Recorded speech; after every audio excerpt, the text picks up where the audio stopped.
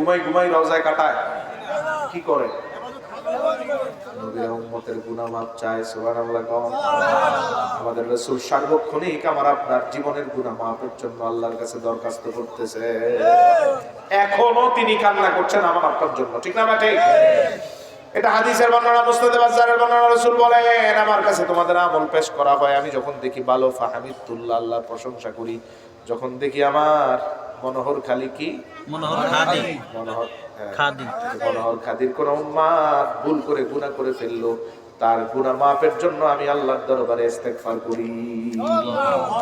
গুনাহ করছি আমি, নবী আমার জন্য ইস্তেগফার করেন। কোন ব্যক্তির জন্য যদি নবী ইস্তেগফার করেন, তার ফয়সালা কি? আল্লাহ সূরা নিসার 64 নম্বর আয়াতে বলে দিয়েছেন, ওয়ালাউ আন্নাহুম ইযযালামু আনফুসাকুম জাউকা ফাস্তাগফিরুল্লাহ ওয়াস্তাগফারা লাহুমুর রাসূল লাওয়াজাদুল্লাহা তাওয়াবার রহিমা। ও দুনিয়ার মানুষ, অপরাধ করে তুমি যদি মাপ চাও, শুধু তুমি চাইলে হবে না, তোমার চাওয়ার পাশাপাশি তোমার জন্য যদি আমার হাবিব মাপ চায়, কারো জন্য আমার নবী মাপ চাইলে তার গোটা জিন্দেগীর গুনাহ আমি নাই করে দেই। সুবহানাল্লাহ। তো নবী এখন আমাদের জন্য চাই কি চায় না? তার মানে নবী চাওয়ার কারণে অনেক উম্মতের গুনাহ আল্লাহ মাফ করে দিবেন। সূরা নিসার 64 নম্বর আয়াত, ঠিক না ঠিক? সব তো আল্লাহ ক্লিয়ার করে দিবেন, শুধু বুঝার বাকি। আল্লাহর হাবিব সাল্লাল্লাহু আলাইহি সাল্লাম এখন আমাদের জন্য চান, ইউসাল্লুন মানে ইয়াদউন, দোয়া করেন আমাদের জন্য। রাসূলুল্লাহ স্টেটমেন্ট দিয়েছেন, আমি দোয়া করি সব সময়। ওয়ায়ুরযাকুন, আর আমাদের নবীদেরকে আল্লাহ জান্নাত থেকে প্রতিনিয়ত রিজিক দেন। সুবহানাল্লাহ। রিজিক দেন কে? আল্লাহ। প্রতিনিয়ত রিজিক দেন নবীদেরকে আল্লাহ সুবহানাহু ওয়া তাআলা। ওয়ায়ুরযাকুন, আল্লাহ রিজিক দেন।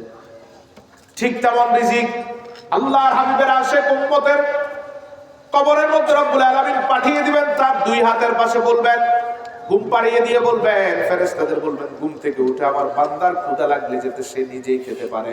এবার সর্বশেষ বলবেন, ওয়াফতাহু লাহু বাবান ইলাল জান্নাহ। আল্লাহর হাবিব সাল্লাল্লাহু আলাইহি সাল্লাম বলেন, এত কিছুর পরও বান্দার কলিজাটা ঠান্ডা হয় নাই, এজন্য আল্লাহ বলবেন, ওয়াফতাহু লাহু বাবান ইলাল জান্নাহ। এই বান্দার কলিজা ঠান্ডা করার জন্য লাগবে জান্নাতের বাতাস, এজন্য কবর থেকে জান্নাত পর্যন্ত খোলা দরজা খুলে দাও। জান্নাতের বাতাস আসবে কবরে। সুবহানাল্লাহ।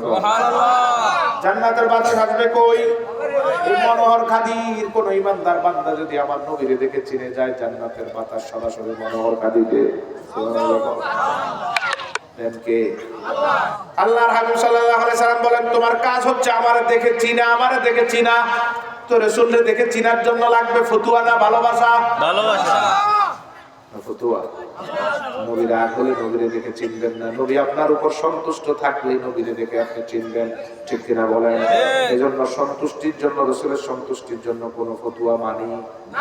আর জোরে বলতে হবে, কোন ফতুয়া মানি না। আমরা অন্ধের মতো রাসূলের কদমে ভালোবাসা দিতে চাই, ঠিক কিনা বলেন? ফতুয়া নয়, বরং দাঁড়িয়ে মহব্বতে নবীরে সালাম দিব। তোরা যত ফতুয়া দিবি সব পিছনে কামড়ানোর মতো, আমরা এগুলো মানি না। পিছনে তাকাইও না। আমরা রাসূলের কদমের দিদার চাই, নূরের চেহারাটা দেখতে চাই।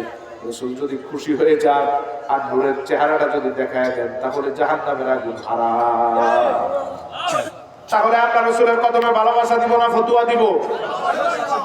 আল্লাহ হাবিব সাল্লাল্লাহু আলাইহি সাল্লামের মাধ্যমে আল্লাহ দুনিয়ার কষ্ট দূর করেন, আখিরাতের কষ্ট দূর করেন, হাসরের কষ্ট, মিজানের কষ্ট, ফুলসিরাতের কষ্ট, হাউজে কাউসারের কষ্ট, এমনকি সর্বশেষ কবরের সব কষ্টগুলো আল্লাহ দূর করে দিবেন। সুবহানাল্লাহ।